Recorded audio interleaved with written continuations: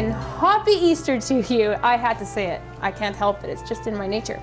But for Easter, you always think tulips and you always think bright colors and you always think pinks and yellows and all those great things. So why not just have a great big mass of tulips? They speak for themselves. They don't need any introductions. What I want to show you about this in my stores, this is how I actually display them in the cooler. We do color groupings. So we have, the greens and everything all set out. It looks absolutely fantastic in the cooler. It's extremely easy to put together. I love taking the sleeves off because again, it gives it a really beautiful feel. Last year I had the fortunate task of going to Paris, and I went to a lot of different flower shops in Paris, and while we were there, this is how they displayed their tulips. They didn't put them with just wrap and shove them multicolored in a bucket. They made sure they were all in groupings in monochromatic colors, and they took the sleeves off and tied them with the beautiful, you can see in there, the raffia on each bottom of the stem. And when I was there, my jaw of course just dropped, and I think I squealed like a schoolgirl in fact. So I thought I'm gonna bring this back to my stores. And it really does help sell the tulips. It makes your cooler look absolutely splendid. So I'm going to quickly show you how to do one of these, and then you'll be good to go. And if you can even sell them in 6x6 cubes, round vases, the monochromatic thing is going to be very popular this year. So that's something you want to keep in mind. Okay, so now I'm just going to quickly show you how to do just a really simple display of tulips in a beautiful vase. I like these 8x8 vases that you can get at your wholesaler. They are a little more on the expensive side, but once you're finished with the tulip season, you can do some gorgeous arrangements in them and you can resell them. So that's what I prefer to use. Plus you get to see the raffia and it just overall looks really, really pretty.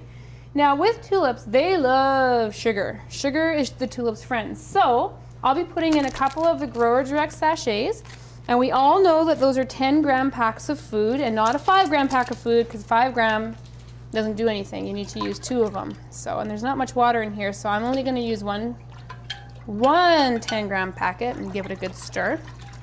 You don't need to fill the whole container up of water with tulips, because all it's going to do is cause your leaves to rot. So you just need a few inches of water, and just keep an eye on it if they're in your cooler and make sure that it doesn't get too low.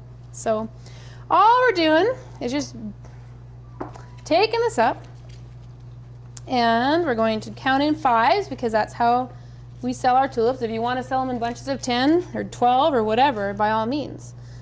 Whatever works in your shop. We're all different. That's what's so great about the flower industry. And then we're just going to take them and give it a nice raffia bow. And I don't make it a big fancy bow. It's just a shoelace ribbon or just a knot. Whatever. It doesn't have to be complicated. In fact, we have a nice shoelace bow. We have the ability to do that with a nice long raffia I have here. All right, and then you just plunk it in. So we'll do that a few times. I mean, if you really wanted to really get really, really fancy, you could always do like a beautiful European hand tie, heads to the left, tails to the right, and turn. And you can do something really pretty like that. There's really no need to, in my opinion. I think just putting them in like that is good enough.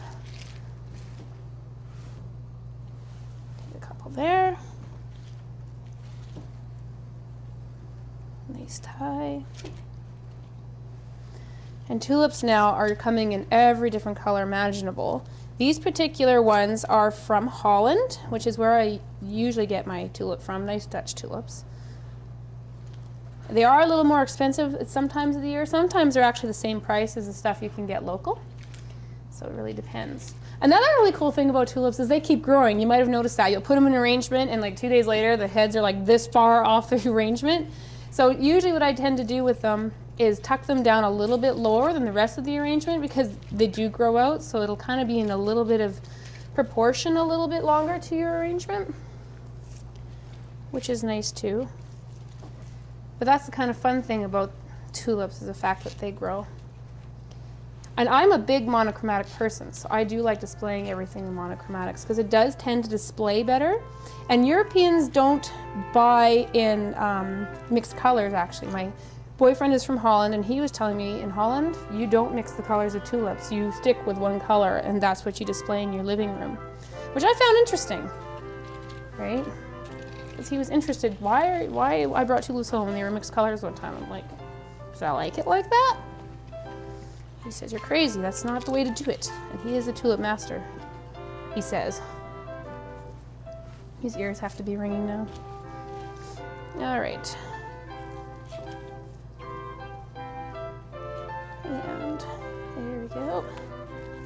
And then just like a cooking show, I did have some pre-ready. I'm so sweet. So there you are. So it's just counting them into 5s or whatever and plunking them in. I do try to make them, arrange them a little bit nicer in here, so that they're easy to get out when the customer goes to grab them. They can slide out a bit easier. So you want to make sure that you put them in nicely and gently. It may take a little bit more time, but trust me, it is definitely worth the effort to do this.